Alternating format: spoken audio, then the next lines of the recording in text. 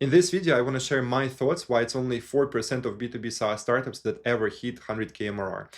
In the last couple of years, I've spoken to thousands of different B2B SaaS business owners, and nearly every single time I would get a chance to also understand how they're doing financially. There were a few common patterns which I recognized, which are common across winners, and some patterns which are common across ones who are not doing as well financially. And I want to share them in this video to help you not head in the wrong direction for a couple of years, burn all the money, and be in a position where you need to shut down your startup, because I'd love to see you win. So the number one reason why so few startups succeed, especially in B2B SaaS world, is because the vast majority of others, they do not get enough market feedback. And I'll break this down for you. So when you are scaling your startup, the fundamental thing which matters is how effective you are at generating profit. If you need to invest months and months of feature development, either in your team's resources and money spent, or it's just yourself coding the product, if you spend months coding the wrong things, eventually this is how you burn a lot of money, and then you either give up on the business or you just run out of money, and technically you can no longer sustain it. The couple percent of those startups who I've seen outperform all the others, and some of them I have been fortunate to work with, they were absolutely focused on sales. And the reason why it's so crucial to invest 85% of all your entire attention into sales and marketing is because you're making it much harder for yourself to fail. Because I have worked with over 150 B2B SaaS business owners, and I've spoken to thousands, and I must tell you that I'm yet to find one who would put sales and marketing as their number one priority for their startup and yet somehow be struggling financially after a year. It's just non-existent stories, because if you are getting between 15 and 25 or 30 qualified meetings with decision makers for your startup every single week, a couple things happen. One, you are maximizing your chances of collecting more cash, because more sales opportunities lead to you getting more sales. But it's not just that. The other aspect of it is, by you regularly getting feedback from the right ICPs, allows you to be able to filter which feature requests and demands from your potential buyers are relevant for you to be focusing on and which ones are irrelevant. When you are sitting at this 1 or 2 or 5 demos a week, this is the most dangerous zone that you can find yourself in, because if you are only booking 5 or less than 5 demos a week, you don't have enough leverage for you to be disqualifying people from your calendar. And when you allow everyone to be speaking with you and everyone to jump on a call with you, your lens of how you basically filter out feature requests disappears, because you basically start getting product feedback from everyone, and you are doing this subconsciously a lot of times. Then, because of you thinking that, oh, a couple people said this, gave me this feature request or objection, this means I need to give it or pass it to my team. And then you spend a couple months building this out just to understand that those people are never gonna reply back anyway anymore. You wasted a couple months doing this, and turns out that your actual ideal customer profile type people never needed this few things in the first place, and you just wasted a bunch of resources. Again, if, for example, some of you already know that my role is helping B2B SaaS founders scale with ads. Primarily, my favorite approach right now is with meta ads. If I would be constantly getting feedback of how I need to do things from those B2B SaaS founders who only have like $50 a month to put into their ad campaigns, guess where I would end up? Well, most likely nowhere near the position I'm at right now. And just because if, for example, I speak to one person, he's like, oh, I have $50 to put into ads. I'm like, well, sure. I mean, what did he expect? But fine, it's just one of a kind type person. Of course, you understand that for you to get significant results, you need to be putting substantially more. The more, the better. Um, Typically, I would say on that, by the way, I usually start working with founders around like 3 to 5K a month ad spend. And then as we see which ads angles are winning, we just reinvest more in them. But then coming back to the story, let's say that, again, I'm only getting a couple meetings a week. And then I have another person, as I'm not disqualifying anyone, next week come in and they are like, oh, we have $150 to put into ads. I'm like, well, interesting. Now it's a second person. The first one, sure, it was like some random, but now it's becoming a pattern. And then I get another one. And then even though initially I was confident that it is unreasonable for me to even be wasting on time on people who think they can put $50 in and get like a couple million out, because I mean, you understand, you might as well buy lottery tickets if that's what you're shooting for. But if initially I 100% knew I don't even need to be questioning anything what I'm doing after meeting such person, after 20 or 30% of my meetings start becoming with such, I mean, low quality type prospects, now I'm doubting myself, what I'm doing. And imagine if this continues for a couple months, this really kills your perspective and your level of how clearly you are deciding on things and your vision. Because let's say you're working on the SaaS, which is HR solution for payroll management, and you understand that it's like not a fit for teams under 10 employees, but it's a great fit for teams which are between 50 and 100 employees. And then when you start booking meetings, instead of you speaking to 50 to 100 employee company decision makers, you start allowing the outsiders in. Some who just told you that they don't have any budget to invest in software, and some others who said that they got fewer employees there. If you don't have this skill set of being able to generate demand for your solution, and you don't have this vital skill of being able to get at least like 10, 15 meetings every week for into your calendar, then couple dangerous things happen, because you now start collecting feedback subconsciously from those teams which have only 15 or 20 employees, while your solution is not designed for them in the first place. And it's easy to see this if it's like a 1 call or 5 calls or 10 calls, but if you start getting more and more of them over a couple months period, this messes up your thinking and your vision. And this is what happened next. After you fed the wrong feedback into your, after you allowed the wrong market feedback to enter your mental headspace, now you start making incorrect decisions for your product roadmap. And then turns out that you're like starting, okay, for me to collect extra money from them, I need to also add this and this.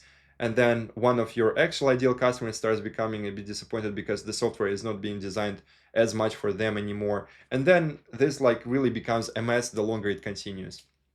So the top, like, or let me say, this 4% of B2B SaaS founders who actually make it to 100K MRR, and I've been fortunate that I took 14 different startups, if we're talking about today, the 6th of February 26, already 14 companies I got into this milestone, and this pattern has been common across all of them, that in each of these companies, the founder had acquired, like, partially thanks to me teaching them the skill of generating demand for their software.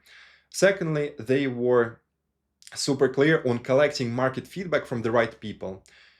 And collecting market feedback from wrong prospects is how 96% of startups fail and never end up anywhere. On this point, I must say that even my own startups partly failed for this reason, because I have launched I mean, it was years and years ago, but I did launch a few no-code tools and apps, and the same story happened to me as well. And that's how, unfortunately, those micro projects which I built there back then, they led to no success.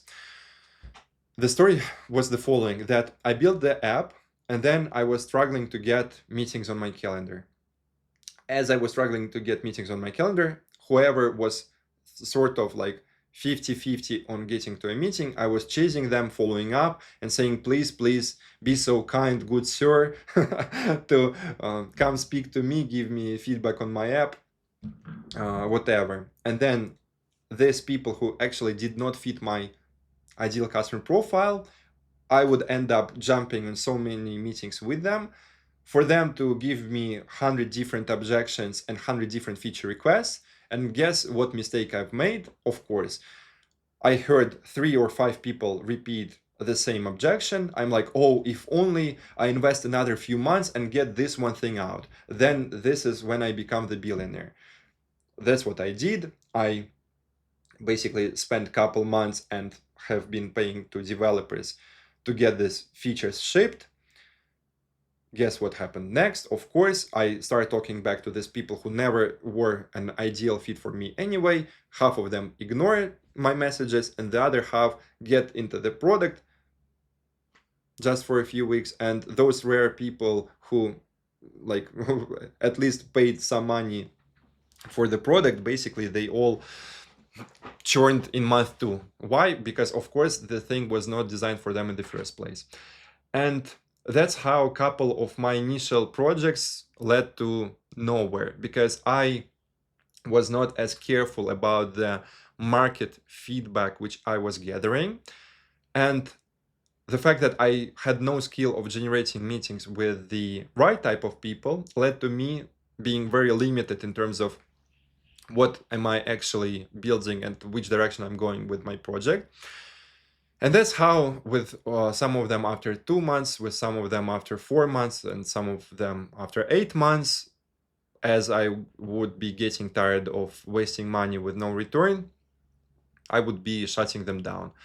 And there are, however, few things you can do in order for you to end up in this top 4% who do get to this 100K recurring and pass the 1 mil ARR milestone. And one of them is acquiring a skill set for securing pipeline of qualified, motivated buyers.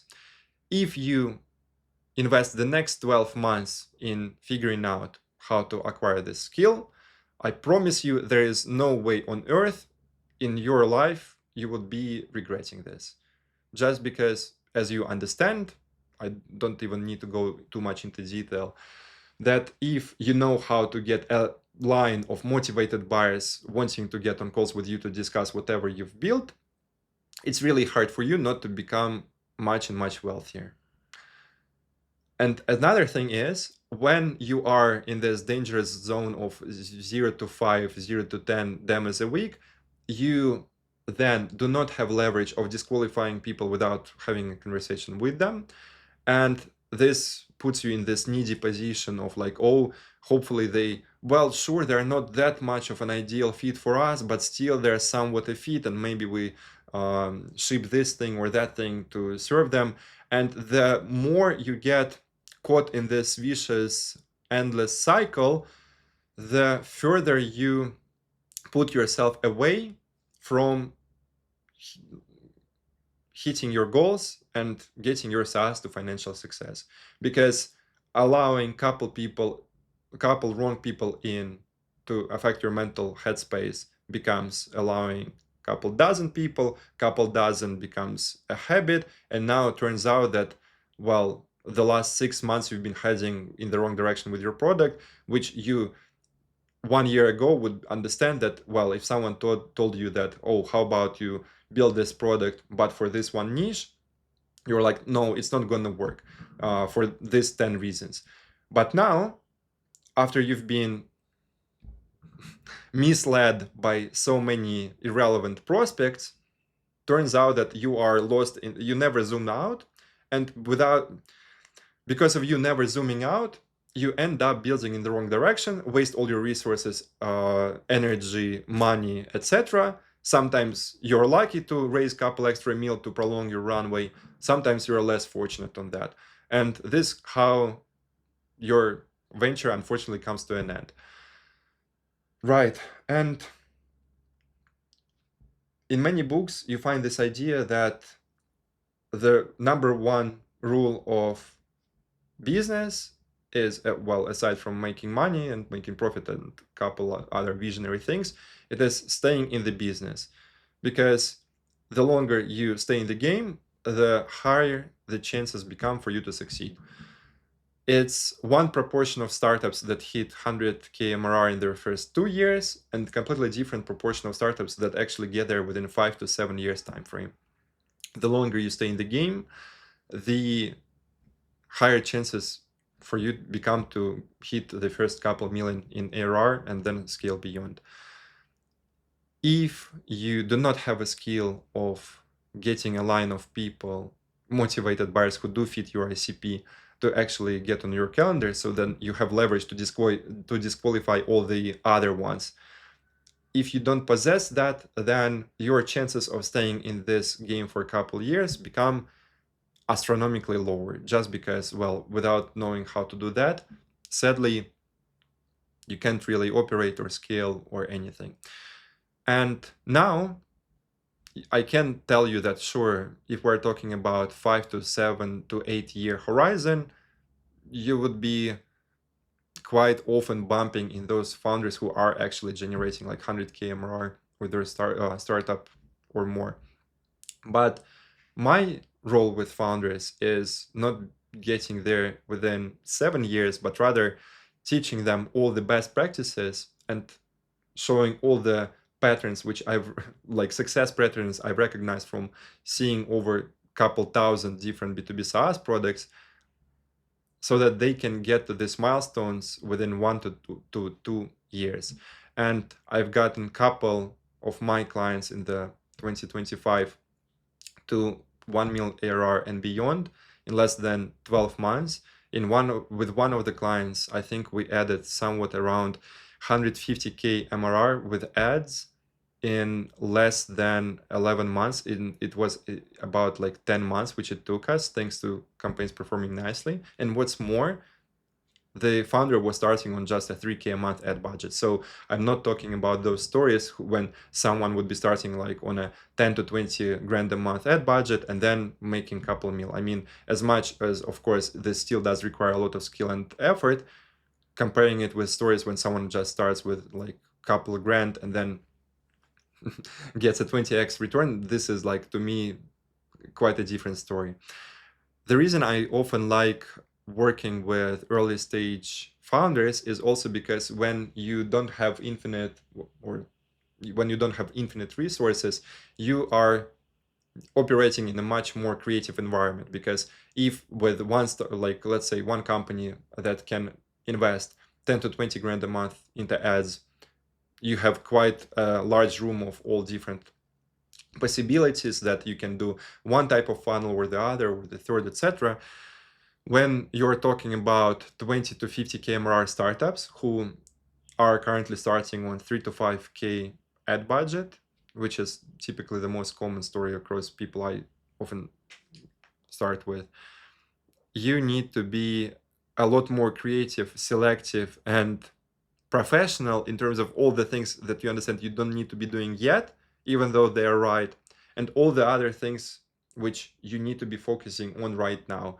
Because something what you should focus at 3K a month ad spend is really wildly different to what you're focusing on when you're spending 15 or 20 grand a month on ads. With that said, the number one takeaway I would like for you to get from this video is